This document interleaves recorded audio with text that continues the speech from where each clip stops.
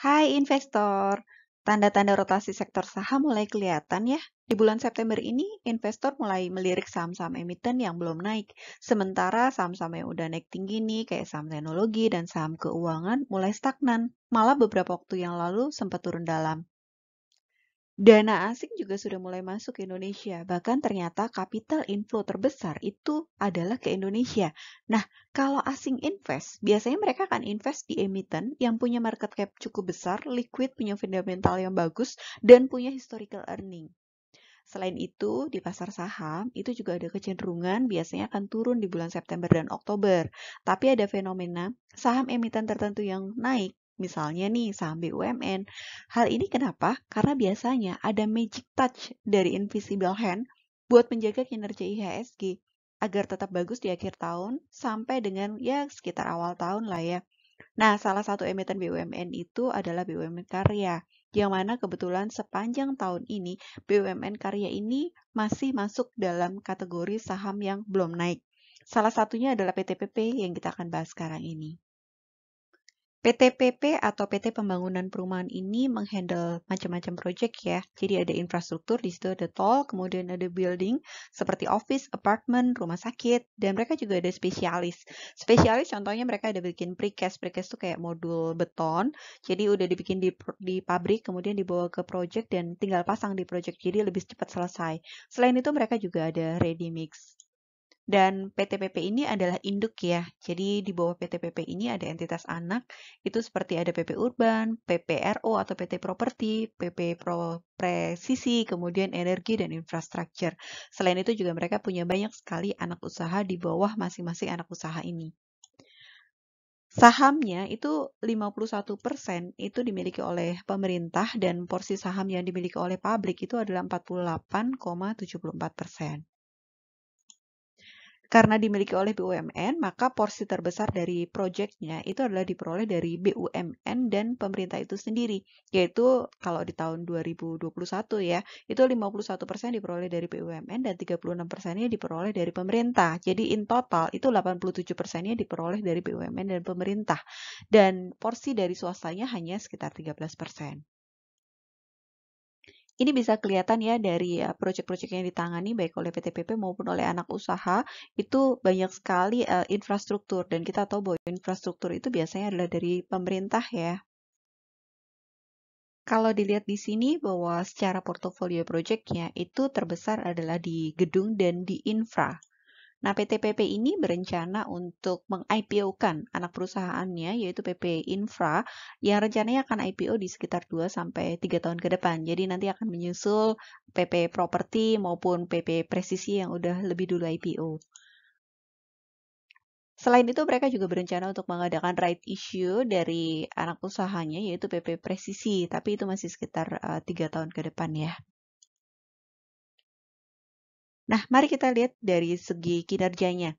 Selama 7 bulan pertama 2021 ini, PT PP itu mendapatkan proyek sebesar 30 triliun alias baru mencapai sekitar 31,62% dari target di tahun ini. Jadi kalau dibandingkan dengan periode yang sama di tahun 2020, maka pencapaiannya itu adalah turun sekitar 5%. Nah, kalau dilihat di sini bahwa besarnya kontrak baru itu 60% adalah dari induknya dan 40% dari anak. Jadi proyek-proyek yang ditanganin itu seperti ada Junction Tol, kemudian ada Pegadaian Tower, Gedung Kejaksaan Agung, dan seterusnya. Nah, PTPP ini kalau secara pendapatan itu turun 4,27% dibandingkan dengan periode yang sama tahun lalu. Dan ini berarti mereka baru mencapai sekitar 29,11% dari apa yang ditargetkan di tahun ini. Tapi anehnya, dari sisi laba itu mereka melonjak 214%. Tadi kita lihat ya, kontrak barunya itu turun, kemudian dari sisi pendapatannya juga turun, tapi labanya itu melonjak 214% di tahun ini. Dan dari posisi ini, maka mereka bisa membukukan laba per saham atau earning per share itu adalah mencapai Rp14 di 2021 dibandingkan tahun lalu cuma sekitar Rp3. Jadi bisa tumbuh sekitar 366%. Aneh ya? Mari kita lihat kenapa labanya naik. Kalau dilihat dari laporan keuangan semester 1 yang dipublish 31 Agustus 2021, di sini tampak bahwa pendapatan usaha itu dibandingkan dengan tahun lalu itu turun. Kemudian beban usahanya naik, tapi di sini ada pendapatan yang cukup besar, yaitu laba atas divestasi. Besarnya adalah 199 miliar, dan di situ juga ada bagian laba Ventura besarnya adalah sekitar 234 miliar. Jadi kenapa labanya bisa naik? Itu bukan dari usahanya sendiri, bukan dari core bisnisnya, tapi lebih ke karena adanya divestasi. Nah, apa sih yang didivestasi? Ternyata di tanggal 22 April 2021 itu terjadi penjualan saham PT PP TPK pada PT Jasa Marga Kuala Namu Tol atau divestasi. Nah, dari divestasi ini PT PP ini melakukan penjualan kepada King Rings Limited dengan nilai transaksi penjualan 412 miliar totalnya. Dan dana ini nantinya akan dipakai untuk menambah modal kerja dan pengembangan proyek investasi infrastruktur. Selain itu juga mereka berusaha untuk tidak menambah pendanaan dari pinjaman ya, tapi lebih ke karena pendanaan internal. Nah, karena pendapatan dari divestasi inilah yang dibukukan sebagai laba, sehingga labanya melonjak meskipun pendapatannya turun. Jadi bukan karena benar-benar bisnisnya sudah membaik. Kemudian kalau kita lihat dari sisi aset, aset dari emiten ini besarnya adalah 55 triliun, kemudian liabilitasnya besarnya adalah 41 triliun, dan ekuitasnya besarnya adalah 14,118 triliun. Sehingga kalau dilihat rasio debt to equity rasionya itu mencapai 2,81 kali, besar sekali. Jadi kalau dilihat di sini rasio 2,81 kali itu besar. Tapi karena emiten ini sebenarnya adalah emiten jasa, yaitu jasa konstruksi, yang mana biasanya dalam perjanjian kerja dengan pemberi tugas, biasanya mereka itu baru dibayar secara proporsional dari pencapaian penyelesaian pekerjaan. Jadi mau nggak mau emiten jasa konstruksi ini mesti pinjam uang dulu sebagai modal kerja.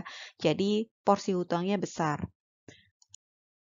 Bisa dilihat dari besarnya rasio laba kotor atau gross profit margin itu hanya sebesar 12,4%. Kemudian rasio laba bersih atau net profit margin itu hanya 1,7%. Dengan porsi operating profit margin atau laba usaha yang diperoleh dari core bisnisnya hanya 7,1%. Jadi labanya boleh dibilang minim. Industri ini lebih tepat ke arah padat modal ya. Dan kalau pembayaran dari pemberi tugas itu terlambat, akan sangat berpengaruh. Kenapa? Karena hutangnya besar. Sehingga current ratio yang merupakan rasio kelancaran hutang jangka pendek itu menjadi hal yang utama untuk dipertimbangkan. Nah, current ratio dari PT PP ini besarnya adalah 1,16 kali, menurun dibandingkan tahun sebelumnya. Artinya bahwa porsi aset lancarnya itu menurun. Padahal itu pun sudah ketolong dengan tadi ya adanya divestasi ya. Nah, current ratio itu sebenarnya yang bagus adalah 2, tapi ya kembali lagi ya karena bisnis ini kan lebih banyak ke pinjaman, jadi pinjaman jangka pendek, jadi memang rasionya seperti ini.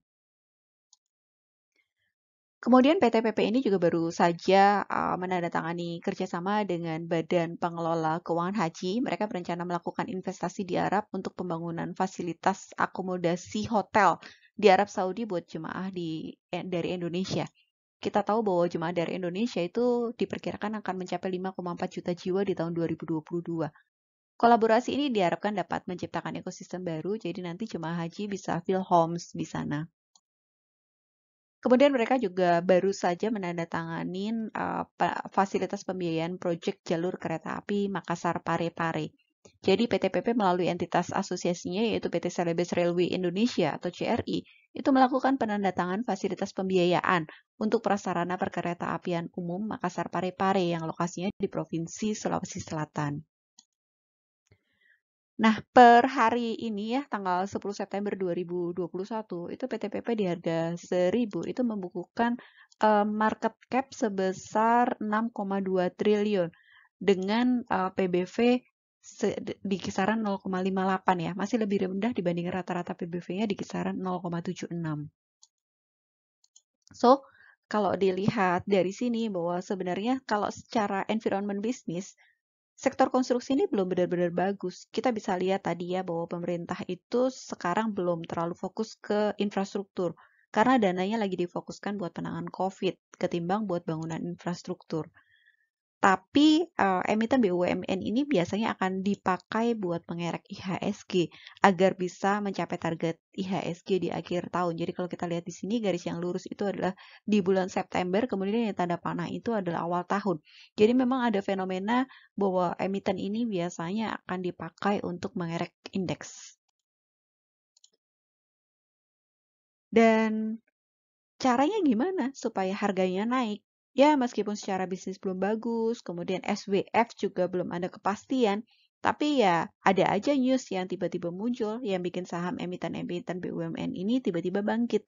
Kayak contohnya nih, news yang baru aja muncul adalah soal ibu kota baru yang tentu saja memerlukan pembangunan infrastruktur besar-besaran dan mungkin emiten BUMN karya ini akan kebagian kuenya. Nah, itulah yang dipakai untuk menaikkan harga. So guys, semoga aja fenomena naiknya saham-saham BUMN karya yang udah rutin terjadi tiap tahun ini juga terjadi di tahun ini ya. Thank you for watching. Happy investing.